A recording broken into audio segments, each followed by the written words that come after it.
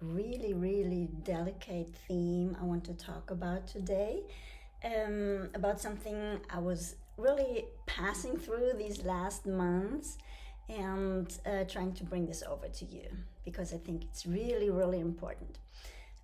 I did talk in my Instagram about vulnerability, and I will make another video about the inner critique, but I want to talk about today, what is it when I am getting in contact with my fears, with my doubts, which are stirring myself up, with my anxiety, with my anger, yeah, with all these strong feelings, with my loneliness, with my sadness, yeah, and what to do, how to go about if these strong feelings come up. I want to point out just 2-3 steps. One step is to understand if you're criticizing yourself, or if you've been criticized, which comes from the same. You possibly have feelings inside of you which are pointing towards a disconnection. Let's put it like this. A disconnection to yourself, a disconnection to your feelings, a disconnection to your true feelings, a disconnection with your true self, I could say that probably. And that there's a need for us to get in contact again with this, I would say, lonely cowboy, lonely something, I don't know, which is living here inside of ourselves. This lonely place where I have abandoned myself because others have abandoned me, because others have criticized me, because others have not taken care of my emotions, because others weren't around, because others have abandoned me, because others, many things. This place, this lonely, sad place, which hasn't been contacted really, because I'm trying to keep it always under check. Okay, I call this our safe, like us having a safe here where we guard all our strong emotions, all our abandonment, all the negativity we have received, all the anxiety, all our sadness, all our guilt and all our shame, all these negative emotions, okay, all our rage, our anger. And inside this safe,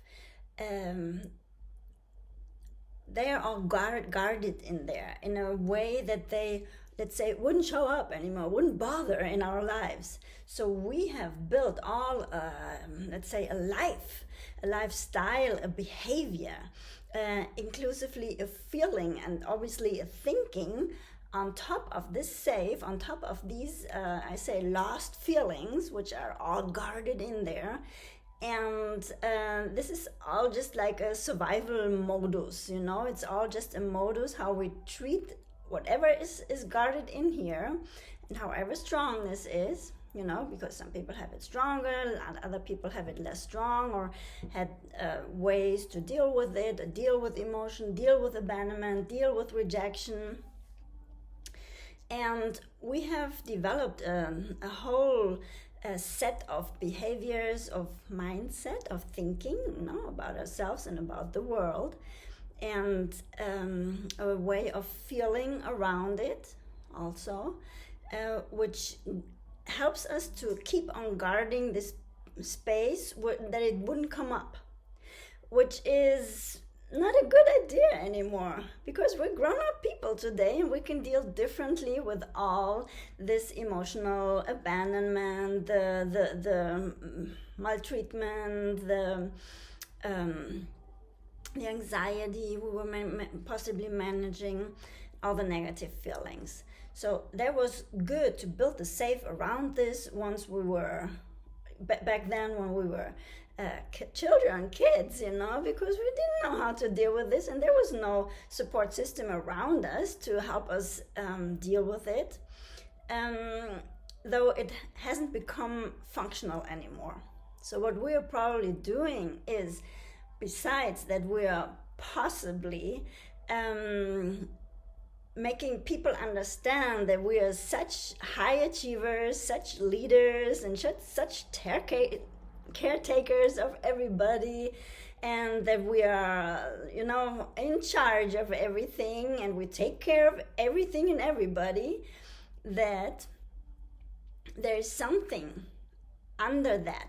I call all these traits, which I just called, which are our leader traits, a way of, let's say, that's the gold medal, which is all like, look how me, you know, how I do all these things so perfectly. Our perfectionism is in there too.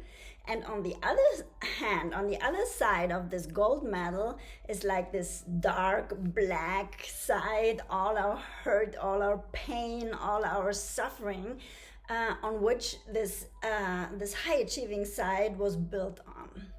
All right, makes totally sense to a human being, and I love that we are capable to do this, but it restricts our emotions and our access to our emotions in the long run. You could say, well, that's long gone. It's you know, it's not relevant anymore, and I don't want to steer in there anymore. Which is okay if you don't want to. You know, you can leave it hanging there. It will show up. It will show up one or the other way. You know, and what I want to talk about today, I need to drink. And what I want to talk about today is getting in contact with this, let's call it this dark side of us, or let's say the dark side of our lives, which we had to live, and to be there for this dark side and to heal it. How could we possibly do this? When an emotion comes up, like a negative emotion, an anxiety, a fearful thinking, or very, very fearful feeling, a way of negatively seeing the world, you know, we can go and check back in that too, and to stay there with ourselves that very same moment, and to guard and to protect and to be there for this. I'm going to introduce this word now. You know it. Everybody knows it. It's like common knowledge, has become common knowledge, which is our inner child. We call the inner child this very same box I was talking about, this safe where we have guarded that it wouldn't pop up anymore, you know, all our negative emotions. And there's times in life where these negative emotions don't only show up in high achievement, possibly, or could be in other, but I use this as an example because we're talking about leadership too on this channel.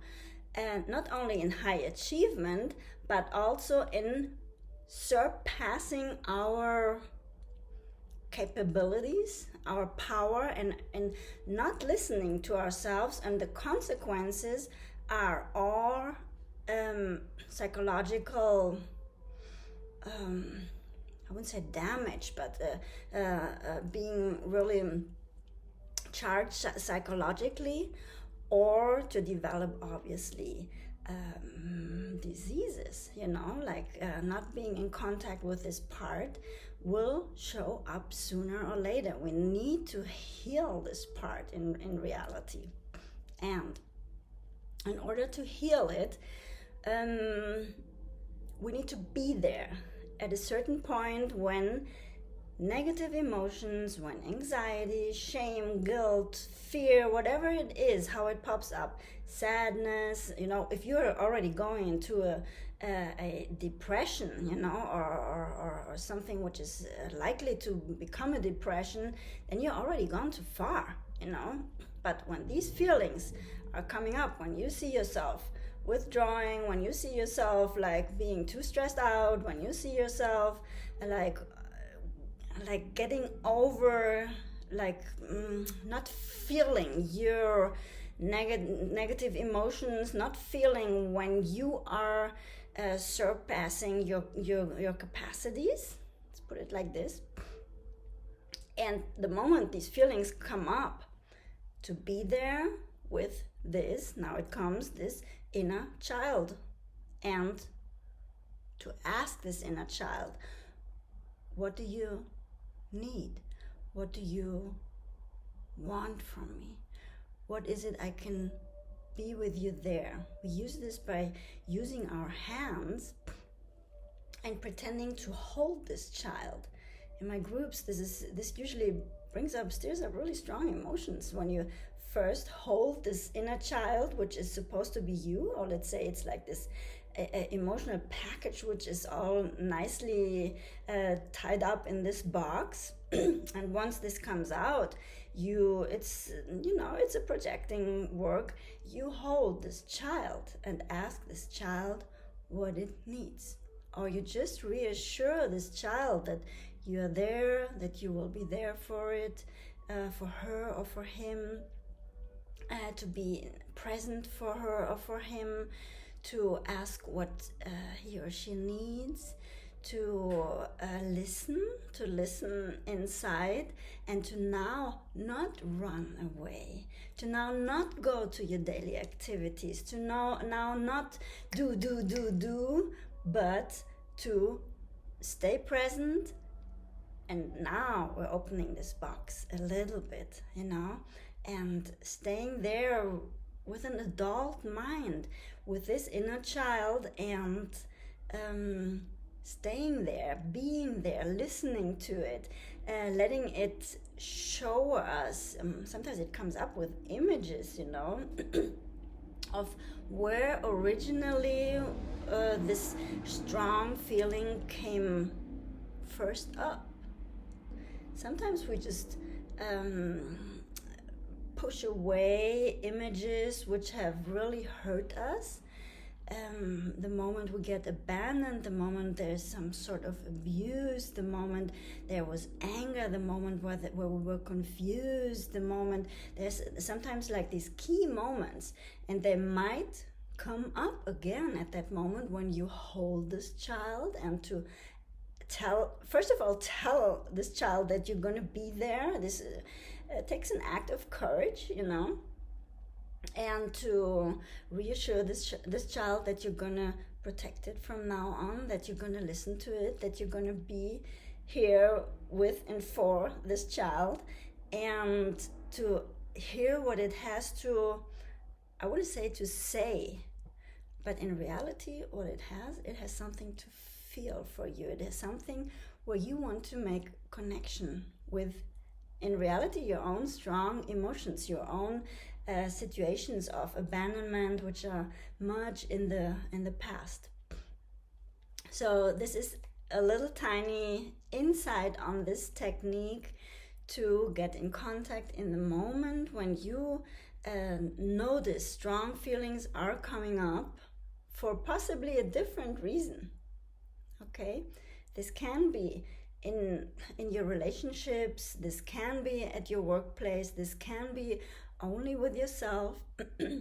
And if you have let it pass, if you have tried to push it away again at a recent moment, then when it comes up again, just be there. It's really hard to do. Just make contact that moment with this fear which is coming up, with the anger, with the don't rationalize it in your head. Just stay for a moment. Stay with this inner child and ask it, what do you need? I'm going to be here. Be there consoling it, just be there holding it, and dissolve while you are in contact with it the original emotion. How's that? Thank you for listening. Thank you for being there. Thank you for subscribing. If you want to hit the subscribe button, if you haven't subscribed, thank you for a thumb up. This makes YouTube understand that this content is relevant for people and it plays it in for more people. And I would love this because I'm putting out this free content, and I would love to hear from you down there in the comment section.